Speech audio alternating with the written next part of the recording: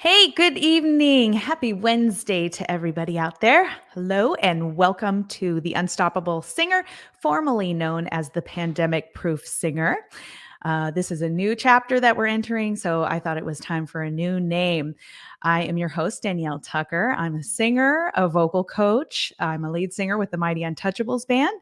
I produced and hosted the Pandemic Proof Singer Summit 1 and 2, and now I'm producing and hosting The Unstoppable Singer. And The Unstoppable Singer is an interview style show where I follow the lives of real life professional singers. These singers have made some incredible achievements in their lives and careers. And we're going to be covering everything from voice work, making money, booking gigs, songwriting, recording, session work, you name it. We're just kind of pulling back the curtain a little bit and taking a look-see at the industry. We're sharing everything, the good, bad, and the ugly. With everything that we have been through in the past couple of years, we're going to have a really strong focus on going from surviving to thriving in the industry right now, working on safeguarding our careers, building strong bodies, minds, and most importantly, open hearts.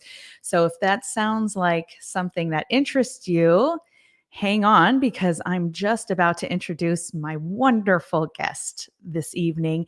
It is Jessica Baldwin. Jessica is a popular music voice specialist, a creativity coach, and an indie singer-songwriter. After completing her master's in classical vocal pedagogy and performance, she devoured whatever she could whatever she could find about non-classical vocal pedagogy, built her business as a vocal coach for singer-songwriters, and was eventually appointed to the faculty of the Contemporary Commercial Music Institute in 2016. While she still loves helping singers create the sounds they want, her true passion is helping singers get clear about their artist identity so they can better connect with their fan base and to help them bust through any creativity blocks that they might have. And Jessica is soon to release her latest original album. So let me bring her on without further ado. Hello. Hi. How are you? Good, how are you? Good. I'm doing great. It's so good to see you. You too. Thank you for Yeah, you having know me. what? I think I should start up front explaining how the two of us know each other.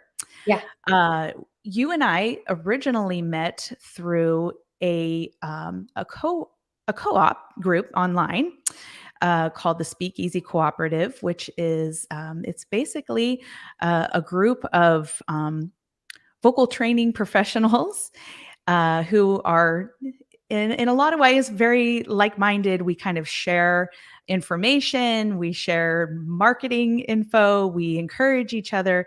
It's just a really incredible group, right? Yeah, absolutely. Yeah, and then you and I moved into the VIP program of that, which is that's kind of a mastermind, I guess. Would you call it that? I think so. I think that's fair. Yeah, it's a lot of what we do together. Yeah. Yeah, yeah. So Yeah. I'm in my Help each second other in year. that setting. Yeah. I'm in my second year of getting to know you, and you're absolutely incredible. So I'm really, really honored that you'd come on and talk to me tonight. Thank you, Danielle. I feel the same way about you. Very much so. Thank you. Well, I've been starting out these conversations lately with kind of give us a year end review of how 2021 was for you, how 2022 is starting off, and the direction you're looking to go this year. Yeah. 2021, I began with the main goal as far as me as an artist of recording my first album and making that happen. So I knew that I had to do some crowdfunding to make that happen. And that's what a lot of 2021 was Mhm. planning that and implementing it. And it was successful. So the album is done. So now it's going to be in 2022 a lot of prepping and marketing and release all the good release stuff that has to happen to put it out there. But I knew when I started that year that I was not going to be able to do the Kickstarter stuff alone. I had tried a few times, and it was just, there were pieces of it that I could do that were no big deal, and then other pieces that just felt a little overwhelming. Mm-hmm. So I actually hired a Kickstarter coach, and it was one of the Ooh, best investments I've ever made. It was so wow. helpful. Their name is Laser Milena Weber, and they actually have a great book through Berkeley Press about crowdfunding, and a fantastic podcast called Fan Funded. And Okay. then they do consulting as well for people who are doing Kickstarters. They run with their sibling at least one huge Kickstarter a year that does incredibly well. It's a huge part of how they tour, and they just bring all this knowledge to the table about how to make it work, because they've done so many. They get it's a pattern. There's the stuff Mm-hmm. that consistently works, and that's what they teach. So it was Wow. a great investment, and still a ton of work. Like, even though I had that help and guidance, that was one of the hardest things I've ever done, was to put together that Kickstarter campaign, to plan it, to do all of the things leading up to the actual campaign itself. In addition to running it, and a tour, a small tour kind of went along with that as part of it, and making that happen. So once I got to the actual album making part, it felt like smooth sailing. Yeah. It was, The fun part. yeah, exactly. I produced the album, and so I got to take the songs and do production, which was so fun. I love that part of the process, and then get into the studio and make it happen. And so that was a big part of what made 2021 really great for me. I Mhm. mean, it was incredibly hard, but I knew, I was like, this has to happen. I have to make this happen this year. Um, and so it was very rewarding. The challenges were very worth it. Yeah. Um, so I'm excited to get it out to the world, because I love what we've got. I'm pretty Yeah. excited. And everybody who made it happen did such great work. And it's really, really exciting. Yeah. And then my teaching stuff, um, which you've heard me talk about more in the VIP group, but Mhm. I 2021 started in a different place. Well, it ended in a different place than I expected, in terms of what I decided to do with my teaching coaching business. And 2021 was a kind of a process of discovering that the creativity coaching aspect of what I do, which, number one, I hadn't realized was its own, like, it needed its own label, and was a Mhm. thing that I had been doing and just didn't know that that was the label for it. That I really wanted to embrace that and lean into it a lot. It Yeah. is it is part of what I do that brings me just incredible joy, that, sometimes means I do singing with people, but often does not. Often it's a lot of coaching conversation around what it is that's getting in people's way, in terms of how they want to be in the world, and how Yeah. they are able or not able to show up in the ways that they want to. So, Right. like, my business name changed even, as the year went on, because I was like, oh, that's not really the right, voice studio isn't the right title for what I do. Artist Mhm. coaching is a more appropriate word for what's happening. So the business name changed. I changed the focus of what I was putting out in terms of social media and blogs and stuff like that. And so my clientele started to shift somewhat in terms of what they were looking for. And once I named it for the people I was working with, they were like, oh, yeah, that is definitely what you do. And it Yeah. is so helpful to me. And I'm so glad that now we know now I know how to talk about that to other people when I'm recommending what you do to others. So that was a Yeah. big shift that I wasn't really expecting, but I'm very grateful for, and happened in large part to people like you and the rest of the folks in the VIP group, and of course our wonderful coach, lead coach Michelle Marquardt Mhm. DeVoe. So Yeah. that was a big, really cool thing that happened. And as far as I know, 2022 is just leaning further into that, and kind of reaping the fruits of what happened in 2021 around those Mhm. shifts in my business. are Yeah. pretty exciting. Yeah. That's so great. It's been amazing to kind of have a ringside view of everything that you've been doing. And I love so much what you've done this year with your coaching practice, because you're literally walking the walk of what you're teaching right now, and you're in that process yourself. And I don't know what a better gift you can give to the people that you're working with, to be on the same level of understanding what they're going through, and being able to relate with them. It's incredible. So I know the voice instructor side of you more, just because of the group that we've been in, and less of Jessica, the artist. So let's dive in. We have so much to talk about, but let's dive into that part first. Okay. Tell me about the album, what it's like, what the writing process was like. And I'm really curious to know, this is your first album, and why now? Well, it's funny. I mean, my artist journey was something where, when I got out of grad school, I was like, I'm not writing a song ever. That is terrifying. Yeah. I had just gotten out of 2 degrees where we were studying all of these people who had written music throughout the course of history, and it was incredibly intimidating. And in general, culturally, people who go through classical music degrees as performers, there are no classes about writing music. You're just analyzing everyone else's music. So there's not even a headspace of that being a part of what you might do. It's mostly you're just trying to have the most functional and expressive instrument that you can for focusing on another composer, another Right. writer. Right. So that's just what I'd done for so long. And I got out of that, and I read The Artist's Way. There was Mm. a coach I was working with right out of grad school who recommended it to me. And I read it and I was like, no, nope, I don't, no way. And at the same time, there was something in me that was like, you are going to write songs. Like, that's what has to happen. That is the big Ah. creative thing that that you need to do at some point in your life. And I was so resistant. I was so scared Mhm. for a long time. And it took a lot of like baby steps in that direction. What to me felt like baby steps in a direction. Could I have Mm. just written a song? Sure. But my own journey of like the blocks that were happening, which had more to do with like fear of writing a bad song, fear Right. of, being a terrible songwriter, just all that stuff. I could have written a song, of course, at that time, but just believing that it was worth doing was hard.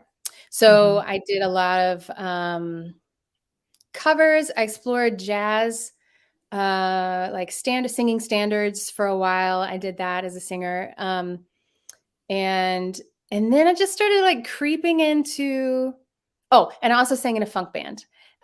We did a lot of Mm. fusion, and we did a lot of like soul and funk Mhm. in that particular band. So like jazz, soul, funk, that sort of stuff. Yeah. And I had grown up singing like gospel and R&B and soul, and that's what I did when I was not doing my school stuff. So Mhm. that was Yeah. in my life. So all that started to mix together, and I was starting to arrange my own covers, but really have a new take on them. So it was sort of my first Okay. step into finding an artistic voice of some sort, Yeah. was my arrangements, and really taking in very different directions. One of my first ones was a version of Rainbow, Somewhere Over the Rainbow, Mhm. that I put into 5 because that's my favorite meter. I'm a rhythm nerd. Wow. And, and, yeah, just kinda grew from there. And then eventually, um, I I okay, well, here's the honest truth. I was asked to be on a PBS show about songwriters, Uh-huh. that featured songwriters, and And you're like, I had not yet written a song, but I was not going to turn down that opportunity. So I was offered the opportunity, and then I was like, "All right, time to go write some songs." absolutely. That's what I did. So I don't recommend this to anyone, but my first sharing of my songs ever was on national television. Oh my God. And and but the experience was great. Like, I was really proud of my stuff, and Mhm. the process was great. I learned about myself. I'm like, oh, I need a project. I need a deadline. I seem to need like involvement with others and collaboration with others as part of my creative process. And that's what that did. Yeah. Um, so some of those songs are on the album. I wrote more since then. And that's how I got started. And that's how the Mm. album came to be, was like, I love that so okay, it's much. time to get in the studio, make this happen. I love that so much. I mean, it's always gotta be something that pushes you in the direction, and that's incredible, and I was just actually looking at your list of Clifton strengths because I know that you and I share a lot of, similar ones, and to me, I feel like so achievers, you're number 1, so you're not gonna pass up an opportunity to, achieve, like, pulling something like that off, and then probably that learner inside of you too. You're like, well, this is my opportunity to learn everything there is to know about a very important topic. Yeah. Yeah. Yeah. Yep. And so I'm thankful that happened, because, on the other strengths I have are very much about like sitting and thinking a lot about what could go wrong. Like, I'm a great Right. person to have when you want to make sure you're really aware of all the possible pitfalls and whatever. But the dark side of that is that I can like talk myself out of something because I see the possible pitfalls. So Right. sometimes it takes someone else being like, and here's the thing, do it. And I'm like, okay, regardless of Mhm. whatever pitfalls might happen, I'm going to take the steps and make that happen. And That that's push what happened just in the that right buttons. particular situation. So how would you say, how did was the experience of songwriting for you then after that? Did you find that it was something that was uncomfortable for you out of the gate and that you eventually found a flow for, or how is that process like for you?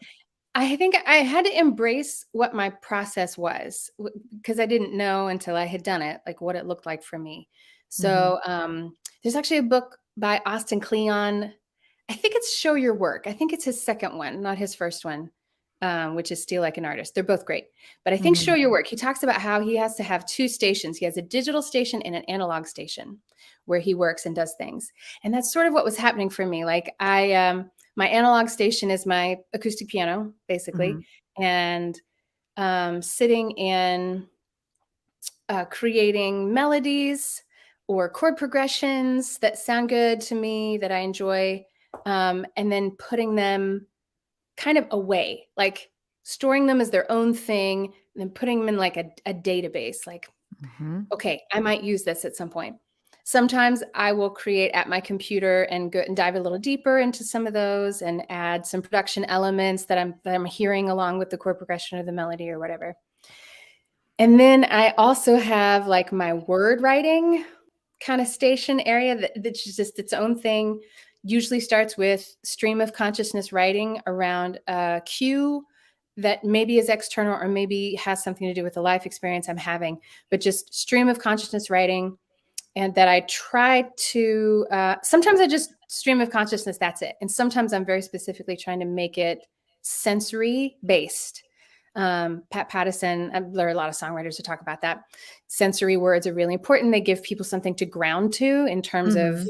your experience. And so sensory word focused writing. And then stuff will sort of start to emerge. I'm like, ooh, that word, that phrase. I like that. Let me put that in. Now let me get my thesaurus and find some stronger words that are related to this. Now let me get my rhyming dictionary and find some words that could rhyme with that feel like they go. And then I start to get a sense of which of those like musical things that I created feel like they fit with the word things that I created. And Yeah. then those puzzle pieces come together. And then it's just sort of a continual puzzle. So, I mean, that's really how my process feels like, is like a puzzle that's Yeah. sort of this analog spaces where I'm doing things and then some digital spaces where I do things. And then it's just sort of like starts to come together over time. It is in no way like these people who sit down and there's just sort of this flow of stuff that comes through them. That is not how I work. This, I am envious, admittedly, that is Mhm. how some people could put their stuff together, but that's just not how I work. And I think for a while I thought because I couldn't do that, that's how you were supposed to write, that's what it meant to be a good writer. Right. But then I started to look at other writers and I'm like, no, there's a bajillion ways to do this. Like in the classical world, it's the difference between a Mozart who has no like scratch outs or mistakes on any of his manuscripts. He just sort of like wrote, it just came to him, he wrote it down, that was it. Where Mhm. Haydn has scratches all over the place and like reworked things and whatever. I'm a Haydn. So Yeah. I gotta rework it and put the puzzle together. And once I realized that that's what I do and that I could embrace that, it took some pressure off. And then I could have more fun because I wasn't worried that it was the wrong way or a bad way or, Mhm. that I should be doing it differently. It's just Yeah. part of what that process looks like for me. So it's definitely more fun now that I know that. Yeah. I love that you're pointing this out too, because the way you go about it, your approach being so structured and just so comfortable for you in the way that you pull something creatively together. Um, it's Well, first of all, it would fit me perfectly. I would love it so much for this to be my process also. I have always loved that you like to outline things, you like to spreadsheet things, database things, and I think that it's so typical for us to really only hear that side from artists who have a much looser, free-spirited way of, being creative or pulling songwriting together. And I think those of us that come from a bit more of that, I don't know what you want to call it, a more structured way of doing things. We kind of think from that side of our brains a little bit more. It tends to make you think like, well, maybe I'm not that creative. Maybe if I have to go through this kind of a process, then it's not legitimately it's not just beaming into my head, so it must not be that great. But Yeah. it's just not true. It's just not true. Everybody has their own way of getting in the flow and sparking those ideas and putting the pieces of them together. I love that. Yeah. Really, really Yeah. love That that. whole like right brain, left brain thing. Like I was a math geek in school in addition to, I loved choir and did that stuff. And sometimes that messaging I think can be damaging. Like, oh, you're the Mhm. math person. You're not capable Right. of being creative. Cause I totally bought into that for a while. I was like, oh, Mhm. I'm just analytical is my number two strength. So I Mhm. love analyzing data and that of various kinds, and not just Mhm. numbers. But yeah, that there wasn't a way to see that. Actually, a turning point for me, or a big affirmation moment. Have you heard of the podcast Song Exploder? Yeah. Mhm. There's an episode of that with Rivers Cuomo from Weezer, and Okay. he was talking about his process. And he does morning pages, which if people aren't familiar, it's like 3 pages of stream of consciousness writing every morning. So he Mhm. does it every morning, and then he'll go back after I don't know a month, 2 months, something like that, and like highlight words or phrases that stuck out to him as cool that he's like, oh, that could go in a song. I like that. Mhm. And he has an enormous spreadsheet where he puts all the phrases Ah. and they are organized by number of syllables and the accent pattern, Wow. strong, weak accent pattern. And that's how he organizes. So whenever he's writing, he can just go to his spreadsheet and be like, okay, I need this many syllables and I need this accent pattern for the melody that I wrote. And he pulls it out of his spreadsheet. And I was like, okay, this, here's, for instance, a mainstream writer, and Mhm. that's his process. He's Um, done all right. I mean, yeah, he's doing okay. Yeah, yeah. but I love that podcast partially for that reason, because you get to Mhm. hear just how many different kinds of processes there are, and no matter what your process is, someone is going to show up that's going to match what you do, just so you can not feel like you're doing it wrong, Mhm. or that there has to be some better way. I mean, the one of the biggest blocks we have is that idea, when really it's just you do it, you just get it done, whatever Yeah. way it takes for you to get it done, you get it done. Your process is your process, and everybody is different.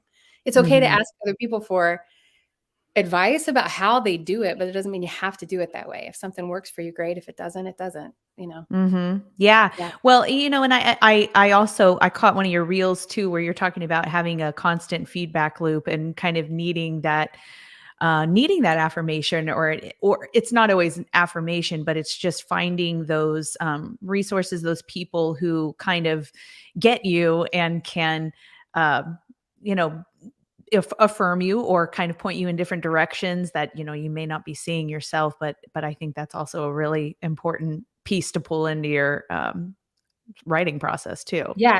Our VIP group is a large part of why that really was like, this is Yeah. necessary. Cause like, on the business side of what I do, it was very much just a me by myself forever doing this Mhm. thing, and it was fine until it wasn't. And I knew that it Mhm. needed to grow into something. And I knew I needed just some guidance and some camaraderie. And so joining VIP was a way I didn't realize that's what I was going to get, was Yeah. this invaluable feedback loop. But for me to like try different things out, try different copy out, try different, and then bring it to the group, and the group could be like, okay, that aligns, but that's not, like, it didn't matter. I could work so hard at being as clear as I felt like I could be, Mhm. and then I needed to know, no, that was not clear enough. No, that's not aligning. Or yes, this is. And I artists need exactly the same thing. Mhm. Which is I created an artist group that runs all the time specifically for that purpose. So, people can give each other feedback in addition to support and stuff like that. Cause I thought this artists need a space like this too. Yeah. Whether it doesn't have to be my group. I mean, it could be anything, social media, it could be a teacher or a coach. It could be like a songwriter group that you go to every week or something like that. But yeah, it's so necessary to have Really. somebody letting you know if you're actually coming across the way you're intending. Yeah, you need to know how people are experiencing your music, and then once you gather that data, it's up to you what you're going to do with that and how it's going to influence what it is that you're writing. But yeah, you need to know how's it falling, and how are people experiencing that. So Yeah. yeah, that's great piece. I want to talk stylistically about the album, but I want to go to a question that Larry Grano has in the comments. Larry is an incredible drummer and singer, and he is asking, can you elaborate on why you enjoy singing in five? I don't know what it is about 5, but it feels like joy to me. There's something about that meter that is it's like it feels like it has the sway of a 6, which that like sway is something we tend to do when we're feeling really happy within a song, but Mhm. but it's just a little off. So it's just got this fun, I don't know what it is. It's like that sway of a 6, but with a little like hop of syncopation in it. And it's just one of my favorite feels. And I don't know when that happened. Like I don't, did we ever do anything in 5? I think we did Deck the Halls in 7 or something when I was in choir in high school. But there Uh-huh. wasn't a ton of odd metered stuff. But I uh I was in a relationship with a drummer for a while who just was like odd meters everywhere. So I was very immersed in odd meters for the first time, and I I don't know, I absorbed it, I guess, and like 5 started to feel natural. It Mhm. didn't feel like I had to think about it or work at it, and just once it went into that place, that was sort of the feeling that it had for me, and I loved it. And I did Rainbows in 5. I did an Alarm Call by Bjork rearrangement in 5. Is there any 5 on the album?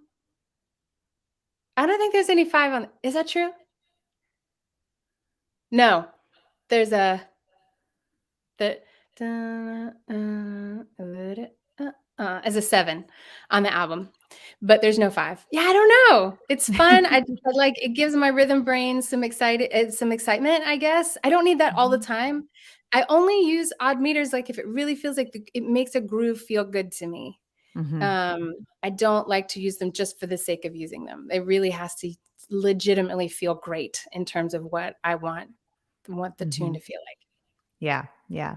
Well, clearly you know what you like, and you're very in tune you're very in tune with that, which makes for great work. So how what could we expect from the album? Just stylistically, how would you describe it? And, what are we going to hear? I think, genre wise, I would say it lives in like indie soul meets chamber pop. Mm. Influences that I think you can hear are people like Lara Mvula, Becca Stevens, Sufjan Stevens. And so like a couple of the tunes, you hear a lot of the sort of density of layered density that Sufjan Stevens uses that I really fell in love with and enjoy a lot. Mm-hmm. Patterns as well from his stuff, which is a Steve Reich influence, and he's one of my influences as well. And then some of the indie soul stuff. There's a tune called The In Between that has that feel. Actually, I let my executive producer listen to it, and she felt like that one had a little bit of a Sade feel, which is not one of my influences, but that's one of the cool things. You're like, that's crazy that's what you hear, but that's cool. Uh-huh. And one of them is just like straight kind of gospel R&B feel-ish Mm-hmm. in one of the tunes. And then one feels a little more like a Bonnie Raitt, like I Can't Make You Love Me, or The Bed I Made, or some of those ballads that she does, but it's just me and a piano on that one. Mm-hmm. So I'd say, and there's like one little, I wanted it to be sort of like, those hidden tracks they used to have at the end of songs, at the Yeah. end of albums, Mm-hmm. where like Janet Jackson had one on the album Janet, which I played the crap out of when I was Right. younger. Feist had one at the end of, which album was that? The Reminder? To do some more. She's got that one. So I wanted it to feel sort of like that. So it's very different than the rest of the album. It feels sort of like a French sort of, but at the ocean, French jazzish sort of thing at the beach, like ukulele kind of thing. Yeah. That's at the end. It's just supposed to be like a little digestif at the end of Mm-hmm. the album, just for a little brightness. Yeah. Oh, so cool. I love it. I'm excited. When are you expecting to put it out, and what's the game plan around putting it out?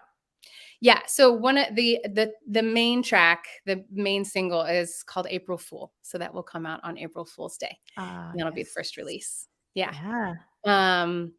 And then I'll do 2 more singles, one a month. And then the plan is for the main album to come out in July, everything else.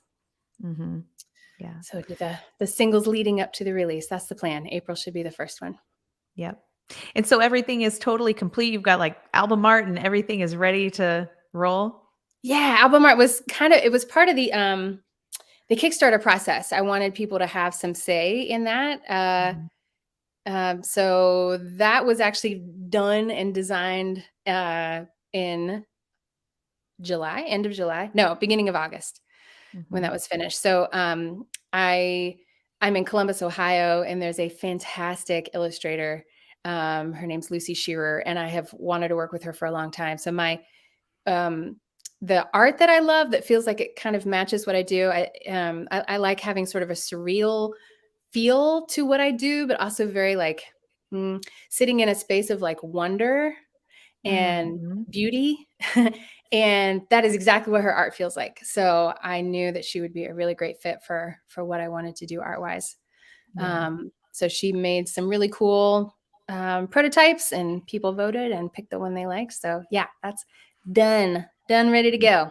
That's exciting. How do you, I don't know how you have the patience to sit on it knowing that it's ready to go. It is going to be hard. I will say that. I don't want to release things like that, but I know from a business perspective, it's a good idea to like build excitement single by single for about 3 singles and then let the album come out. So I'm being a good girl and doing what the business people tell me to do. Put it out that way, even though I want to be like, here it is, everybody. It's I mean, that's smart the hard though. part of the business stuff is Yeah. like people are giving you that advice because they want more people to listen to more of your stuff. And that's Right. ultimately what I want. Right. So that's Yeah, what you because do. most artists learn the unfortunate way after putting out their first album that, they pull it together a certain way and don't quite have the marketing strategy lined up once it's ready to roll. And then you just want to put it out there into the universe, hoping that it's just gonna hit and it's gonna go viral and everything is just gonna fall into place and it just doesn't happen like that, That not is not ever. how it So works. Yeah. you really do have to follow those guidelines as, difficult as that might be. Yeah. Um, that makes me also wanna ask about the crowdfunding, plan. So you said that you started out, with a crowdfunding plan, it wasn't going so great, and then you decided to hire, an expert in that area. So, um uh, feel free to, not give this information, but what kind of goals did you have for the crowdfunding and what was happening that was not working? So I don't know. So Clifton Strength Learner, I don't know, 5 different books Right? that I was reading about how to do crowdfunding well. Yeah. And I was going through various steps and stages of the like preparation planning process. And there would always be these certain things I would get to where I would just get overwhelmed. Mm, Social media, for instance, was a thing that would overwhelm me. It is still not my favorite thing to do. I am getting better. I'm learning, mm, getting more comfortable with it. But just like a social media plan, I was like, oh my gosh, and just I would shut down, and it was really hard to work through. So I I had certain aspects planned, but then I was like, if I can't do if I can't do the whole plan right, the way this person has put it in this book, I shouldn't do it. okay. And so I that's why I was like, I need a human being who Yeah. can be realistic about what I can actually throw away and what is actually necessary, where I can be imperfect and still be okay with it. So that I mean, that was one of the most helpful things about working with Laser is that they could say, like as I did the process, they'd be like, "You are doing so great. Like star student, blah blah blah." And I was like, "Okay." And then there would be this week where I wouldn't get things done exactly like they were on the plan or the whatever, and would feel so guilty and ashamed and have this fear that the whole thing was falling apart and that it wasn't going to be ready in time for the deadline or whatever. And what I needed was Laser to say, "Hey, you did this, this, this. We can adjust here. You can do that. Don't worry about that. That's no big deal. We've got more time for this." Someone who could just be realistic with me about how to be flexible with the plan because they had already gone through this process so many times. They knew where flexibility could and could not happen. And that's Mhm. really what I needed, was someone who knew that well enough. Because I'm one of those people, like, you put a guide out for me, I'm good.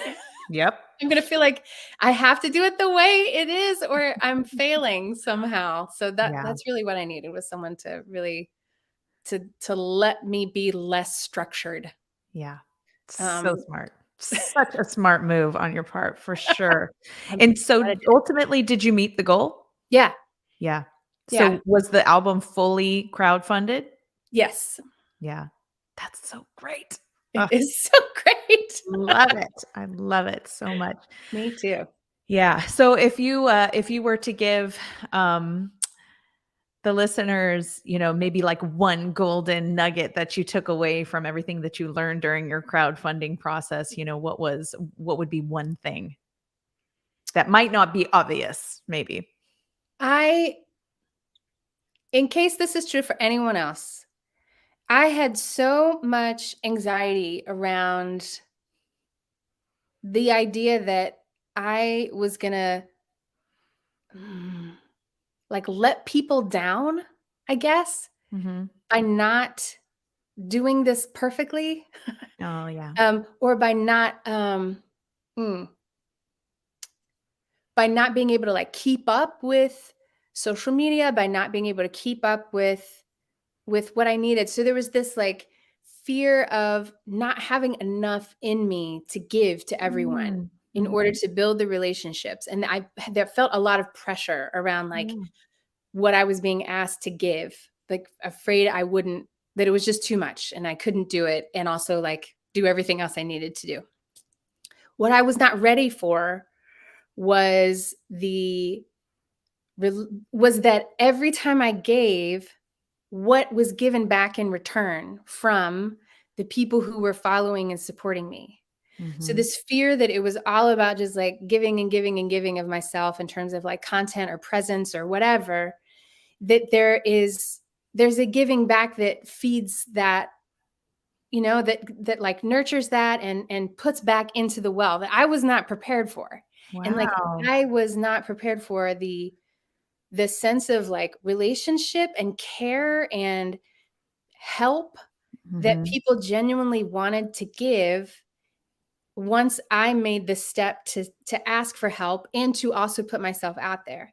Mhm. And it's just like basic relationship stuff, but because that was something I hadn't experienced in that way, uh, just in life, quite like that, I had a lot of fear around it. And it Yeah. was such a rewarding and beautiful process and taught me so much about what it's like to be an artist and to have a relationship with the people who want to support you. Mhm. That it really is this mutual giving of Right. connection, and it was really cool. And Mhm. I'm so glad I did the Kickstarter as a part of the album process because it built and strengthened relationships with people who want to support me in a way that would not have happened if I had just tried to do the album all by myself. Right. There would have been none of that relationship building process. Mhm. So, it was just really powerful and awesome to Yeah. experience that as a part of creating my music, knowing very specific people who are out there supporting and wanting to help that music happen. Yeah, that must have been just incredibly affirming just all around throughout the entire process. I mean, what a feeling it is to it's one thing when people tell you, "Oh, you're so good and I love what you do and everything." But when they actually start paying you money for it and offering I guess it's not always money, but resources, things like that. There is just something about that takes your confidence to a totally different level, and it's incredible that you're kind of speaking to this, and pointing out that reciprocal relationship and that journey that you went on and how supportive that was in the overall process for you. So it's so important. I think so many people are so fearful of doing crowdfunding because it's hard to ask. Yeah, It's hard to ask. it is. Did you feel that way before you started the crowdfunding? Oh, yeah, Yeah. absolutely. It's like, what right do I have to ask these people for anything? Right? Yeah. Yeah. um, and part of what you do is you build relationship. I mean, you do give people of yourself Mhm. via, like maybe a little song series or something. Like you are giving people stuff before the Kickstarter even starts, Yeah. just to show them that you are willing to give of yourself as an artist, to make it worth their while to be helpful. Mhm. Um, and and it still humbles me to have the experience of people finding my music helpful or nurturing in some Mhm. way in their lives. I mean, it's not, you know what I mean? Yeah. It's amazing that that is what music is. If it feels so like ethereal and whatever. It's like this Right. I can sing and this is something that you that you find valuable in your life. Yeah. It's humbling and it's really cool that that gets to be part of what I do. Yeah. It's a game changer. I think as singers, I guess I can't speak for everybody, but growing up, we we feel like the singing is really for us. We hope that people like it, but really, we're in it largely for ourselves. But that game changer in the whole thing is when you start making those discoveries of how valuable what you do is to other people and how it affects them, and most of it you'll never even hear about. But what a gift for you to be able to go through that process and kind of hear it firsthand and get that experience. That is really, really cool. Yeah. It sounds like the whole, album process has been, an amazing life experience for you. And I'm really, really happy for you. Thank you. Yeah, Yeah. it was great. And the VIP group was a huge source of support through that process. Yeah. I don't think I would have been able to complete it as successfully and happily as I did without that support system. So Yeah. thank you I for know. being part of that. Oh, absolutely. I love our group so much. We're so lucky. We're so lucky to be a part of that group. I'm telling you, every week I sit there and I'm looking at everyone's faces on Zoom and I'm like, how am I in this group? How did they let me in? Same. What is happening here? I'm going to stay quiet so nobody notices that I'm here. Meanwhile, you were like such a badass in the group. We're always like, holy cow, Danielle does amazing things. She's super quiet about it until it's like, whoopah, amazing Well, now you know thing why I'm number quiet. 27 that Danielle has done this year. Oh, thank you. Oh my gosh. Oh, I don't want to neglect the comments. We have Rubens Mandingo saying hello, and Liz Jackson Hearns, Liz Areno saying love Liz. y'all. Love you too. Miss you so much. Mhm. All right. Well, okay. The album, incredible. I'm super, super excited for you. So let's kind of shift gears and talk about your vocal studio, and what's it all about? What is your process there, and what have you pulled together for this year? Yeah. So I do a lot of one-on-one work with people. I've got some folks who come in regularly, some folks who drop in at different times, but a lot of what happens in that space at some point comes around to what that person needs to be doing in terms of feeling more clear about who they Mhm. are and why they're doing their art and what they want their art to accomplish and how to move closer to accomplishing that. And so sometimes that's working on the music itself, and sometimes that's talking about like something completely different in their lives that is getting in the way that Mhm. needs to be processed and worked through. Sometimes it's talking about songwriting. It varies a lot, but the theme is always what's getting in the way of you being the artist that you want to be, and how can I help you with that. Mhm. And the obstacles look very different for different people. But I find that one of the biggest shifts that happened for me as a teacher and a coach over time was moving from a headspace that I don't want to overgeneralize, but often in some classical music spaces can be about the teacher like fixing you, Right. Yeah. um, and even people who aren't in those spaces often come to a vocal coach or a voice teacher expecting to be fixed in some way. There's Mhm. something wrong with them and they Yeah. want, they're there to get fixed. And so much of what I do now is helping people see and connect to what's already working, what they're already good at, what Mhm. makes them who they are, like how they in what ways are they capable of like going out right now and doing the thing and embracing it rather than feeling like they have to do all this like changing their voice or accessing something that they can't access yet when they've already got so much stuff that's fantastic that they're Mhm. not tapping into or not embracing because for some reason someone told them they need this one high note that's hard for them. So they Yeah. hyper focus on that rather than the stuff that they already do with their voices. So it's Mhm. been really cool to shift that way, not just in terms of the voices, but just as people. Mhm. Um, a lot of the people I work with they're really not clear about who they are and how they come across and like what their qualities are. I mean, we live with ourselves, right? We don't, we can't Right. see Mhm. sometimes what it is about us that is unique or, that we can put out there as a differentiating factor. Um, so a lot of what people need me to do is just like reflect to them Yeah. how I'm experiencing them so that they Yeah. can go, oh, I do that. That's what I do. I have that. I'm like that. Yeah. Admitting I'm just one person, which is why I Mhm. like running groups as well, so that they hear that Mhm. from more than just me. Get that reflection to really see and embrace themselves as they are, so that when they go out and do their artist thing, they can understand they're already unique. Yeah. They already have what's making them unique. They can Mm. highlight different things about themselves, but they don't have to be someone different. They don't Mhm. have to put on a mask. They can just highlight something about themselves if they want to.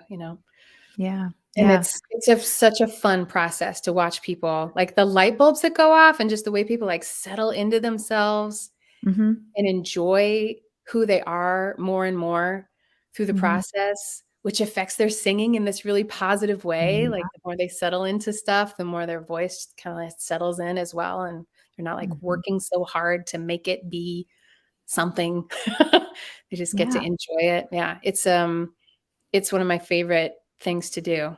And it's a lot of one-on-one, but I do that in group settings as well. I've got an Mhm. ongoing group that I run. We meet once a month. And it's meant to be primarily a support group. We Mhm. meet online. People can chat online as well between sessions, but we meet on Zoom once a month to kind of talk through things. People can talk about what they've been doing, what their blocks are, get some feedback from other people if they want. They use the group for what they need support wise. And then I run kind of an intensive course that runs 3 weeks where we do like deep dive into identity stuff and why you are making your art, what you want to accomplish with it.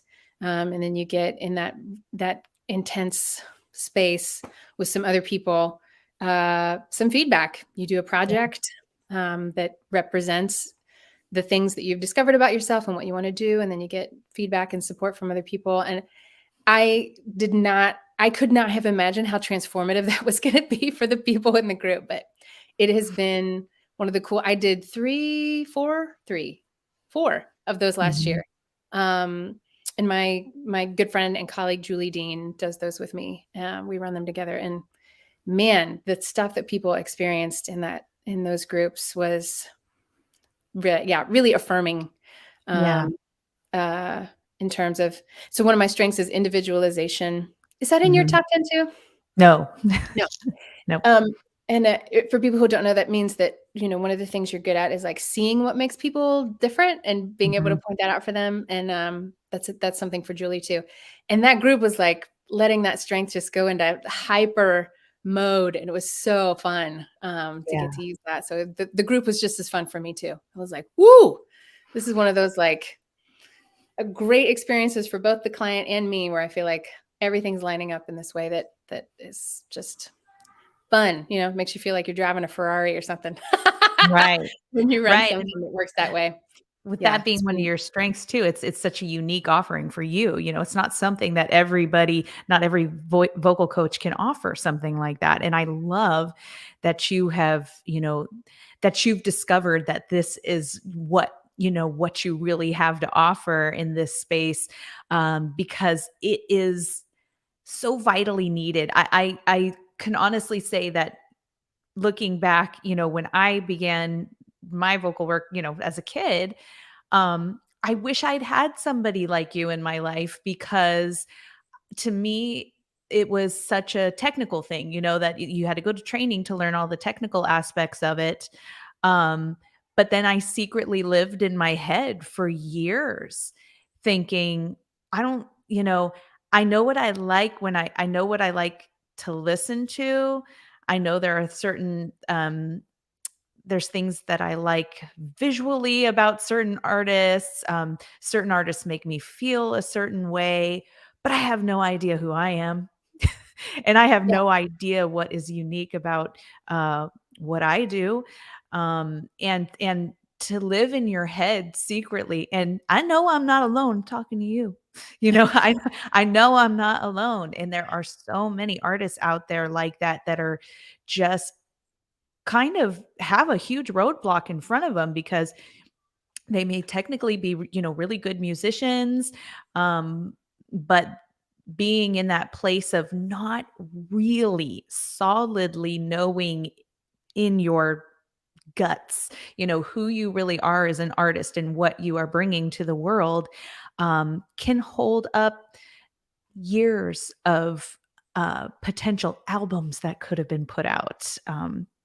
Who knows? Who knows Yeah. how things could have been different. So, yeah, I hope that singers, artists that are listening now are really taking that to heart. That there are people out there that specialize in this kind of work, and Jess is an amazing example of this, and I highly recommend.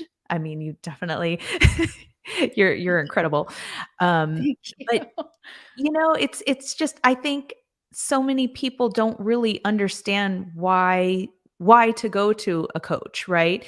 In this Mhm. day and age, we can look everything up, we can Google everything, we can look everything up on YouTube for free, and I think a lot of people think that that's a valid way to go. And while there is great material out there, don't Yeah. get me wrong.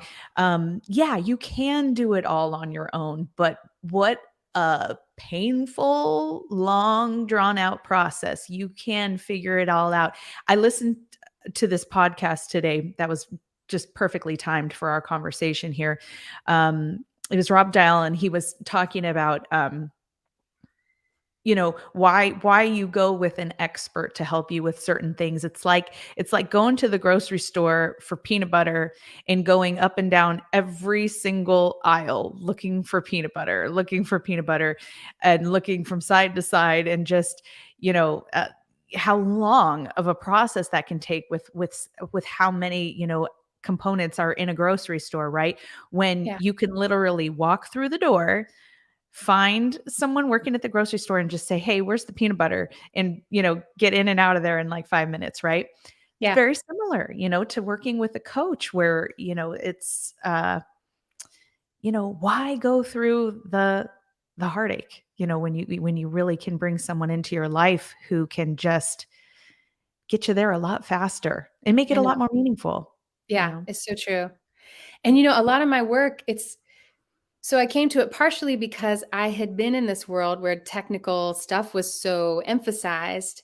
Mhm. And once I decided I was going to move out of classical world and work with people who sang different kinds of popular music styles, I realized I'm like, there's no one technique that's the right technique. Like that doesn't exist. Mhm. Everybody's technique needs are different depending on the music that they're singing, the situation, like what they want their voice to sound like, which means that the very first conversations we have to be having are, what do you want your voice to sound like? Who do you want Mhm. to be as an artist? Because I can't actually get you to your technical goals until you know what that is. It's like Right. going to the grocery store and coming up to the person and saying, I need something to eat, you know?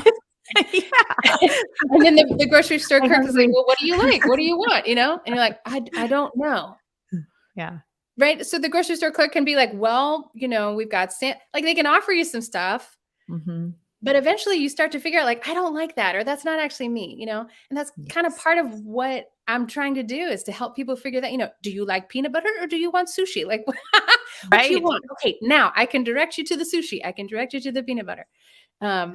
And then we can make together what it is you're wanting to make. But those questions at some point have to, like, no vocal coach can answer those for you. Right. There's no one who can tell you what that is. Mhm. I can't, I mean, even with the work I do, I'm not telling anybody anything. I'm Mhm. helping them discover for themselves who they are and who they want to be and what they want their voice to sound like. I'm just kind of walking alongside, helping them figure stuff out, but I'm still never going to be like, you're a this, the end. Mhm. That's not how it works. Yeah. Everyone has to decide for themselves where they want to go, what they want to do, and empowering people to do that rather than feeling like they have to depend on someone else to tell them all the time. Yeah. Something I want more artists to feel confident in, to have that ability for themselves to own that. Beautiful. That's beautiful. I love it. Over in the comments, we have, Chuck Phillips is here. Hey, Chuck. Chuck is an incredible sax player. He works with the Hi. Mighty Untouchables all the time. He says another Nice. great interview. Thanks, ladies. And Liz Jackson Hearn says, Jess, your work is so amazing. And she also says, Danielle, I love what you said about technique and sort of adopting your technique as an identity before getting the chance to work with an expert. Yeah. Yeah. Yeah. Sure. I work with a decent chunk of people who are having to undo technique. Yeah. People with doctorates went all the way through a doctorate before they realized that wasn't actually what they wanted. And now they're having to Oops, do over. tear it down and start with a new structure, because no one was really clear with them ahead of time. Is this what you want? Did someone just told them this is what they should want? And so that's what they did for years. We need to not do that anymore. Good point. Good point. Yeah. So I would love to just talk with you for hours about this stuff. I'm sure there's so many other things that we could talk about, but our time is up. So most importantly, I want to know how singers and artists can get in touch, with your studio and how you are open to working with people right now. Yeah. TrueColorsVoiceAndArtist.com is my website. You can also find me on Instagram and Facebook at True Colors Voice and Artist. And I'm taking a few regular clients right now. Just had a couple openings. So if that's interesting to you, you can either message me, or there are some initial fit lesson spots that are available that you can find on the website.